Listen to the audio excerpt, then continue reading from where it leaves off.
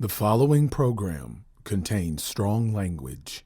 Viewer discretion is advised.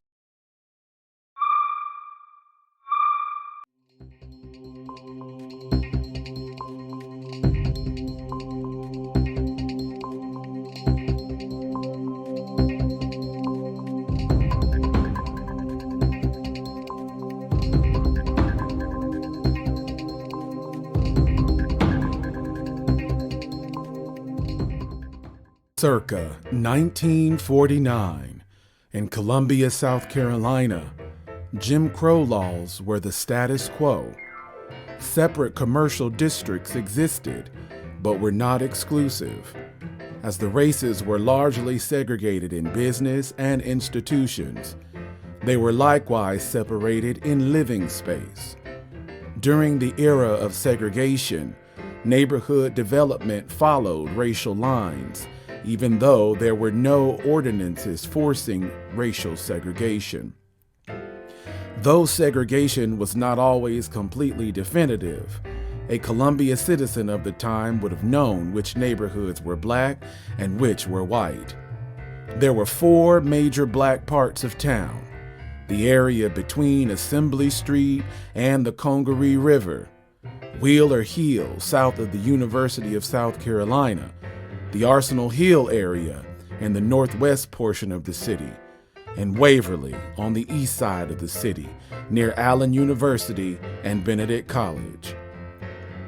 Other black-only areas included Saxon Homes apartments, roughly bounded by Elmwood Avenue, Hardin Street, Oak Street, and the railroad tracks; Allen Benedict Court, bounded by Hardin, Reed, Oak, and Laurel Streets; and Washington Carver Village, which the Palmetto Leader advertised as Columbia's most economical two-bedroom apartment for coloreds. Parallel developments of white suburban neighborhoods also began to appear during this era, creating areas as Shandon, Heathwood, Rosewood, and Kilburn Park. Little has been done by the South Carolina State House to indemnify communities of color that have experienced significant disenfranchisement under oppressive white leadership in the House and the Jim Crow era politics. Today, many of the old landmark churches and historic brick facade homes can still be seen throughout the area, including Booker Washington Heights community. Leaders are calling on elected officials to make substantial investments to the area in the shadow of one of the most important urban works projects in the capital city's history, Columbia's Bull Street District.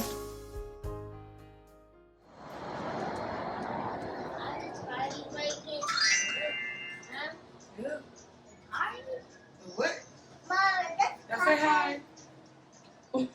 It's not with How long have you been out here? Since Tuesday night. Since Tuesday night. It's bad. It's bad. How long have you lived in the colony? Since October of 2019. Okay. I moved in because I had her in February. I moved in right before I had her. And when I moved in, when I did my walkthrough, it was a lot of stuff wrong. The first day I moved in, the only thing they ever fixed are the blinds. Are they gonna come in and see all the problems, all the mold under my kitchen sink? Because y'all told me when my pipe bust, it was around, I know it was in 2020. It was like August 2020. My pipe bust under my sink and it was like water everywhere. I called the maintenance man. He came, knocked on my door. He said, "Do you have COVID?" I said, "No, I just have a busted pipe." "Oh, well, that's not an emergency. We can't fix it right now because it's COVID going on." And he did not fix it. So the mold has just been grown. Like I fixed it. I had to call my kid's dad to come fix it. We fixed it with super glue. He didn't. And it's still there. It's so much mold under my kitchen sink. It's mold behind my toilet because when they came and put a new toilet in, they didn't put it all the way down. So like when you would flush it for the first like week or two, it was water coming out. And you know how many times I flushed that toilet today? It's 3 kids. They all potty trained and me. So it's mold behind my toilet. They never fixed it. It's a hole in my kids' room wall that, like, when we didn't have any heat, that hole, it was nothing but cold air blowing through it. And I've been living in the colony, it's about to be 15 years. And it's like, it's crazy because, yes, a lot of us are there because we have to be. A lot of us is there because we want to struggle and be independent, but we also need help too. We're not just asked just to give. We also need help too. So when you put us in these apartments, we thinking y'all trying to help us, but basically y'all just doors out there with the wolves. And I feel like if we move back into those apartments, basically, y'all, we've been going back with the sharks and blood on us because they're gonna attack. Do you fear retaliation? I do. I do because you can tell the negative persona, they're not showing that they care. There's more people out in this world than Monroe Group, the manager, is doing to help us. They're making us feel like it's still our fault. If they would have did what they were supposed to do, we would have been home. We would have had running water on Christmas. We would have had heat on Christmas. We wouldn't have been in this hotel if they went to the guidelines that they were supposed to do. So they basically ignored. So basically, I feel like they're saying, bump us. Oh, they in project, go ahead and let them live how they live. So, I mean, and it's not fair. It really isn't fair. Some people now, they do take advantage of the situation. I don't think they should move anybody back in until they have everything taken care of.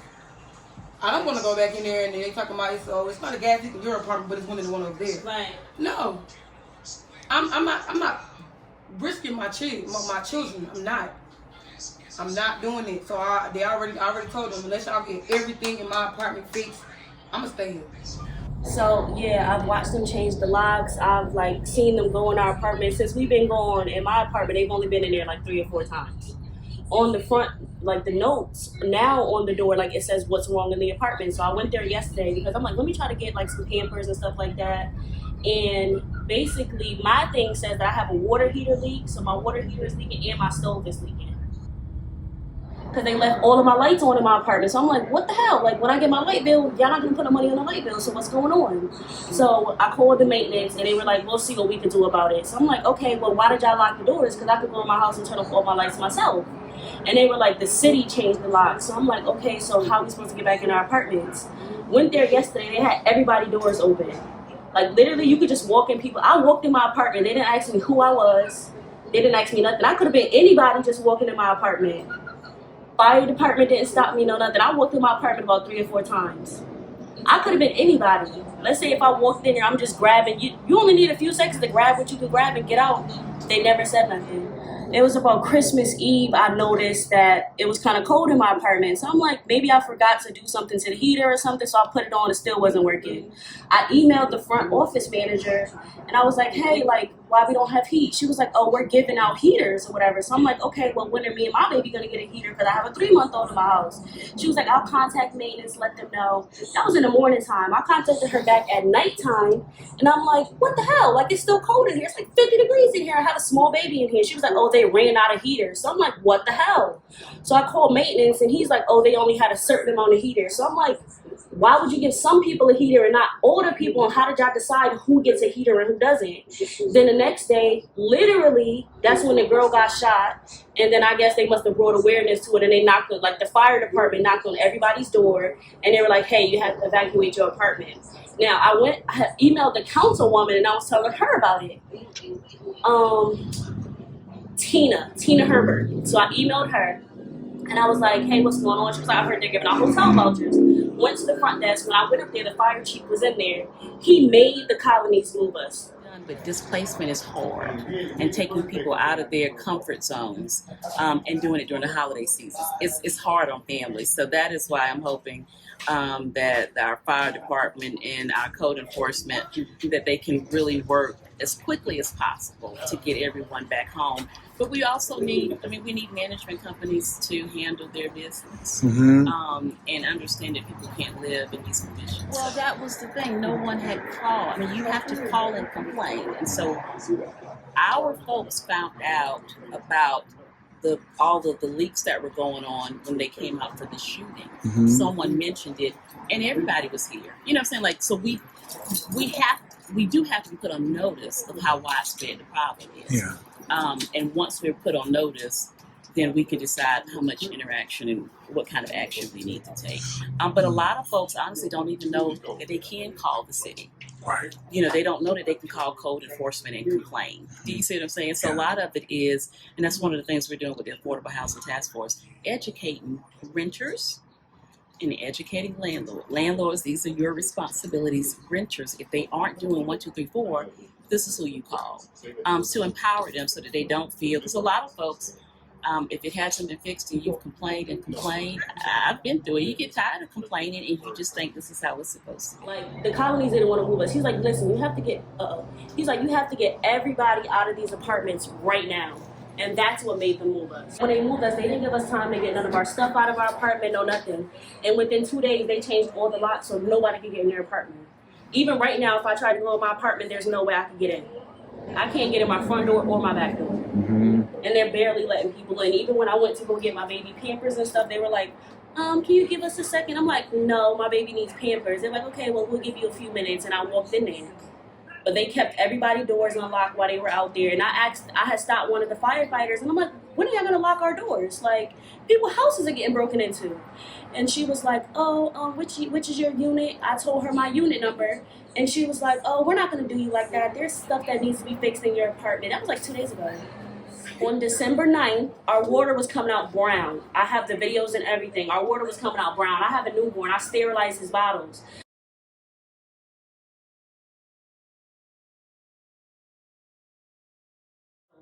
So their solution was for us to come up there, because we didn't have no water to shower, no nothing. All the water was coming out brown.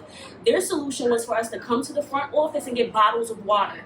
So if you want to wash, you have to boil hot water on the stove and wash. We have mold in our apartment, black mold. They haven't done anything about that. Like, we just had an inspection not even 30 days ago.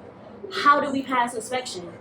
Okay, so tell me about the inspection. Was this Monroe Group Property Management coming to inspect, or was this? Yeah, it was Monroe. They came in, they asked everything that was wrong in our apartments. They said, okay, we'll put in a work order, and I never heard back from them again. This is not a smiling day. I'm not smiling. I'm very upset. For years, we have been trying to work with the colony apartments. We've been trying to get resources down here to make these people more independent, and it took something like this to even bring attention to this situation down here. Over 12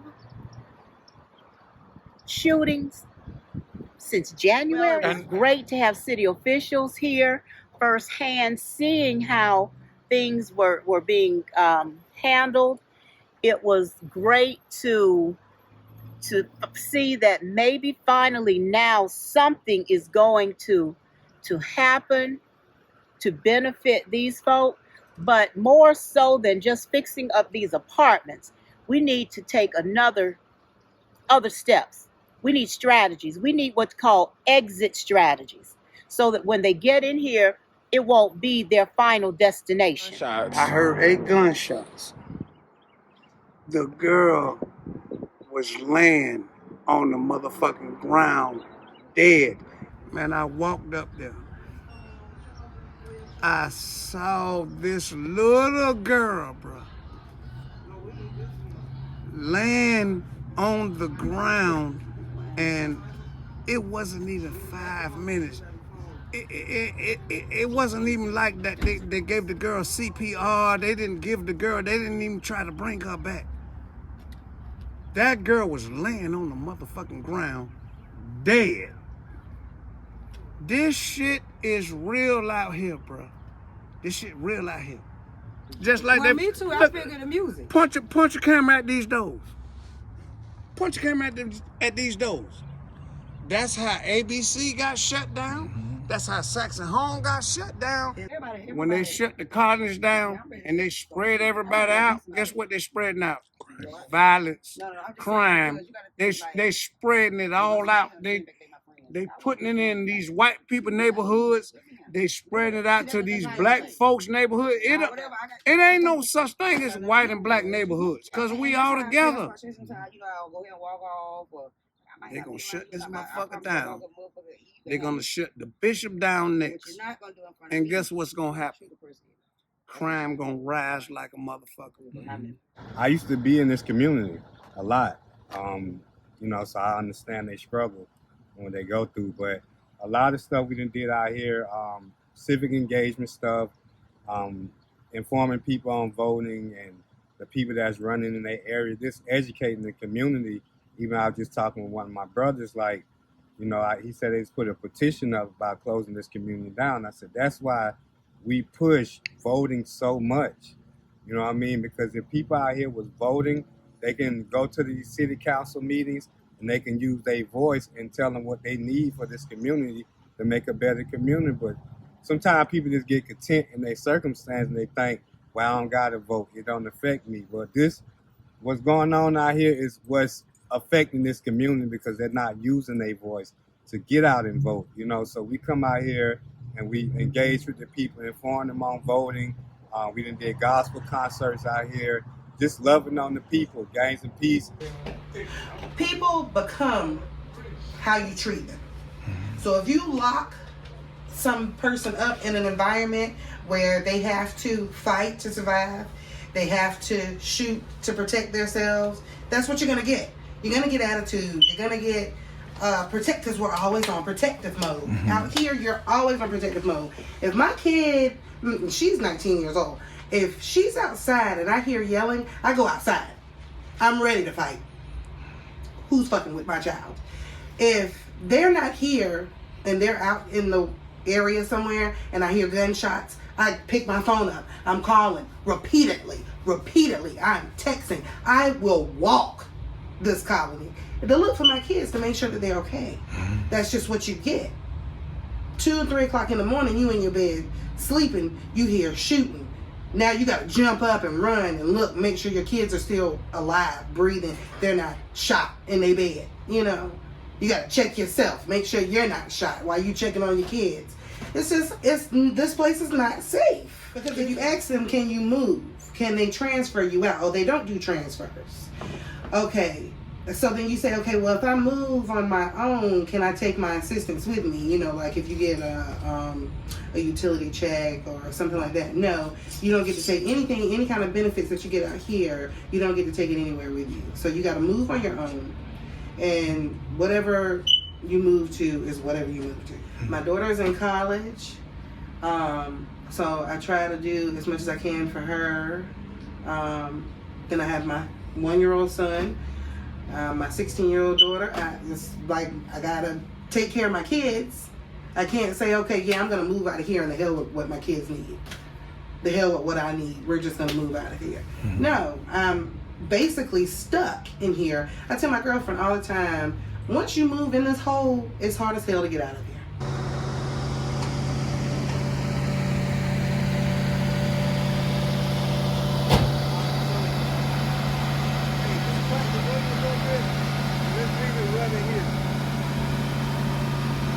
We would unify and do the things that we need to do, honestly, I'm talking about even us as black people in the community, leaders, then I think we have a lot to do. I mean, we've been there for 5 years and we haven't gotten all the resources we need. And here we are in a situation like this. They didn't even contact me.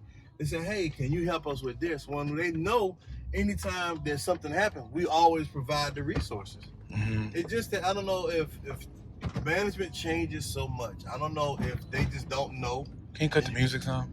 And you got to develop relationships over and over and over again.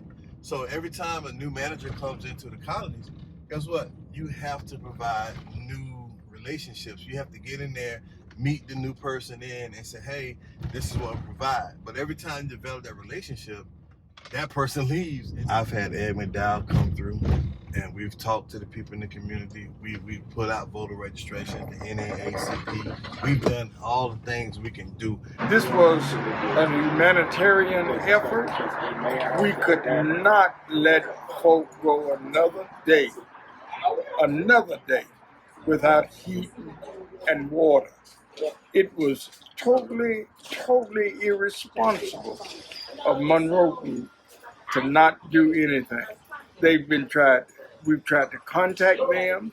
Our city has tried to contact them because of water leaks that were already there.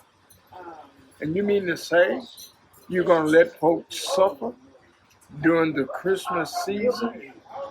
It doesn't get any colder than what it was 4 days ago. So it's irresponsible of a group that's housed in Colorado to make money, but yet allow both men and women and children to suffer. So many of them are, what's the word I want to use? Like, they are born there and they end up living there. They never get out that cycle. And they're not teaching them how to actually advance. Like, don't get me wrong. You need the colony apartments as a stepping stone, but not as a permanent resident. If there's somebody who's falling on hard times, somebody trying to put their way through school, or somebody who just got out of school and doing things, then yes, we need places like that. We need good places like that. But then we need to teach them how to save their money, how to get out of that place and go into their own, how to become homeowners. Because you got there's so many houses in this community that someone could actually get and fix up and have that's not lavish, but if you build up these communities, look at how much more valuable the actual community becomes. Would you rather have an abandoned house that somebody's seeing just falling apart, or would you rather have a place where someone is living in it, paying property taxes, and actually trying to make it something better than what it is? I mean, I look at situations today where I didn't even think about it, but okay, well, they provided all these hotels for people to go stay at. Some of the hotels are already on Garners Ferry Road. Well, most of the people there don't even have cars. They don't have a car. Yeah. So guess what? We now have to use the BBC shuttle, thanks to the Northeast Presbyterian and Sheriff Lott and helping us get some great donations. Right. But also, on top of that, look at the fact that I had to give out gas money today. Yeah. People who even have a car but don't have the gas to get across town. I don't understand. Even when I'm working my regular job, I try to figure out ways that I can save and help the community. Yeah. I mean, I keep stuff like paper towels, tissue. Like, going through stuff that we may need. Like that refrigerator. Somebody needs a refrigerator goes out, we have one. Turn it around. All right, I'm gonna grab this. And it doesn't be raggedy stuff. Now, this desk that you see, someone, once all this stuff is done, is more than welcome to come out there, grab this desk for their office or for their home, and take it with them. I never bring anything back. Everything is available for the community. Man, I'll be honest, I was shot as a kid, and one of the biggest things I don't tell people is how much trauma it put on me. It's hard, man. The stuff you live through and what makes you who you are, it's hard, but you can't explain your story to everybody because everybody always want to tell you, oh, you can't do this because you don't live my life. You some rich dude or you some, and which I am not by no means. They think they want to call you an elitist, and all that. You can't identify with the colony because you don't live in the colony. That's bull. Yeah. When I was 17, I was out the house on my own. Yeah. When I was at school, a lot of my classmates, man, they were driving nice cars. They didn't have to worry about working. They just went to class and did great. They had meal plans. My freshman year, man, I had a full-time job working at Milliken. I did not have a meal plan because I couldn't afford one. But I knew how to manipulate my system and say, hey, the woman at the cafeteria, she loved me. She gonna let me in. She let me eat because she taking, she taking pity on someone like me. Here go a little black kid from the country, don't have a meal card, but guess what? We're gonna let him in and eat anyway. That's South Carolina for you, though. My entire life is based on people who went outside of their norm to take care of me. They didn't have to. Right. No, my biological dad died in a car accident when I was 3 years old. My uncle, who married into the family, not my dad's brother, but my uncle who married my dad's sister, took me in as his own, and from 3 years old raised me as his own. That was my dad, but he didn't have to do that. So my whole thing is, man, there's so many blessings that God has bestowed upon me that I'm grateful for everything. people just don't know that. They just want to come at you because they think you live with the silver spoon in your mouth. Don't realize half the stuff we go through. I should have been home right now, relaxed, because I got off and I'm working a whole nother shift. Because this happened. I came after I got off to see what was going on, and boom, look where we at. And it's the holiday weekend. Getting ready for a new year. Getting ready for New Year. My 50th birthday, January 3rd. Wow. And I'll be honest, all I want really is people to make donations to maybe try to do something for the community. How many y'all got? Because we got 2 getting off right now. No, technically one. Where y'all going? I don't know. I know that. Hey, weren't y'all going to Assembly Street? 621 Assembly Street? Alright, so come on, y'all going to home. Why they, what's 621 so similar? That's one of the hotels. That's one of the hotels they're going to. They got like a bunch of hotels all the way around. But yeah, we're not going to leave the But see, the thing is, Nah, you going with them? They going to 621 Assembly. They going to 621 Assembly. I don't got no room over there now. You got a room over there? Come here. I don't have a room. They giving out the room. Go get one. Yeah, she left before it went off. And now she get mad. She got mad because I got attitude with y'all. I'm not 50 killing enough. Look, I don't stand here. That's your problem. You got to go talk to these people. She going to talk to everybody else, talk to them themselves. She got to come do that.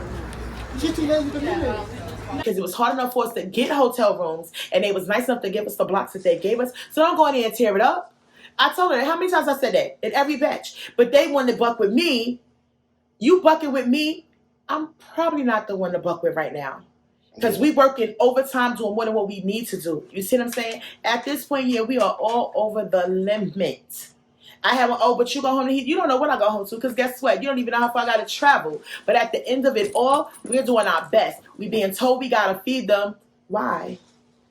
Why we got to feed people? Why?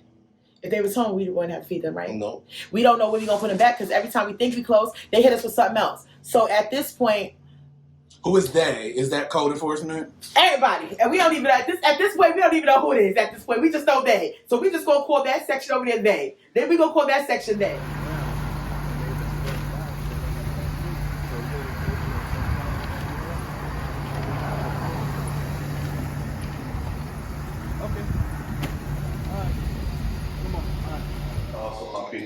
So if we can, we gotta feed 600 people. Well, 450, It was 435 last night. Yeah, but there's more now. But now it's more. Yeah. So we gotta get food for like 500 people. And I just found out like just now. As soon as I pulled up, they told me. And so we're trying to get that worked out. So they were ordering pizza. They were ordering pizza. And what happened? Okay. There's no pizza right now. So There's no pizza. So we're trying to figure out routes. If I have to pay for it, this is what we're gonna have to do. I'm gonna need everybody who can to like split up and go to different pizza places. I may be able to order like 20 because it's so last minute. How much are the pizzas? It's gonna probably run about $500. No. I'm not worried about. What I'm saying is, I will need people to actually literally get in their cars, go pick up the pieces from the different places if I can do it, and then let's deliver them. That's what they're here for. That's what I'm saying. That's where we are. Yeah, they're here. Yeah. So I'm about to go down, start trying to order. Oh, hey. Hey. You don't know who this is? I can't see. This beautiful one there. Oh, you can't. Oh, she high.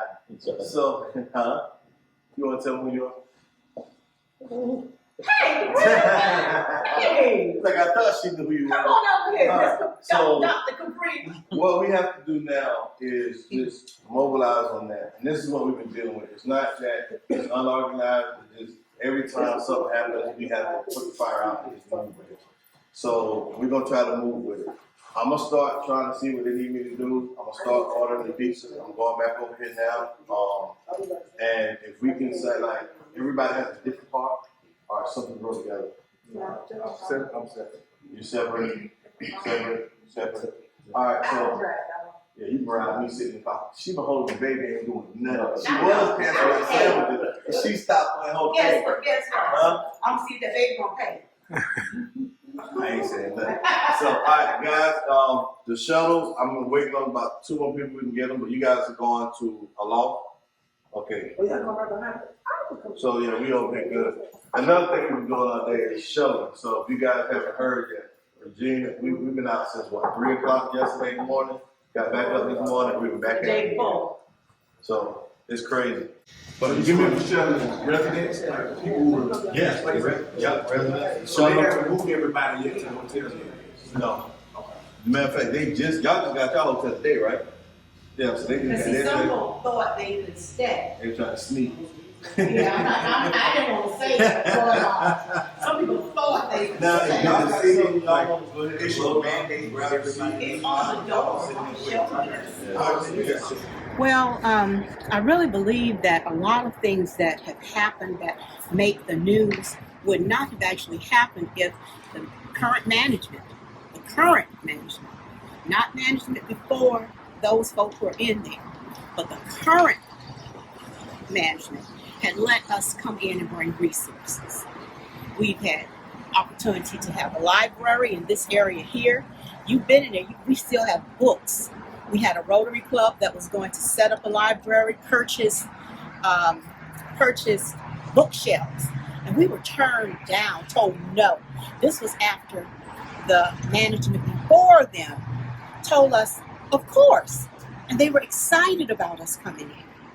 They would let us bring in resource groups, like conversation groups, people to just talk about things. They said that this room had been messed up. I know this room had not been torn up. Mm-hmm. So now that we get to this point, a lot of what had happened would not be happening now had we been able to help people to be more independent, to have better self-esteem, and just to do better things with their lives.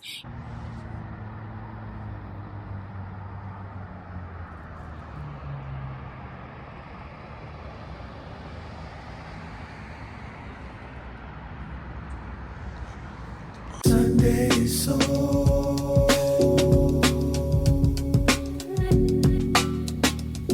in Colombia, Sunday soul.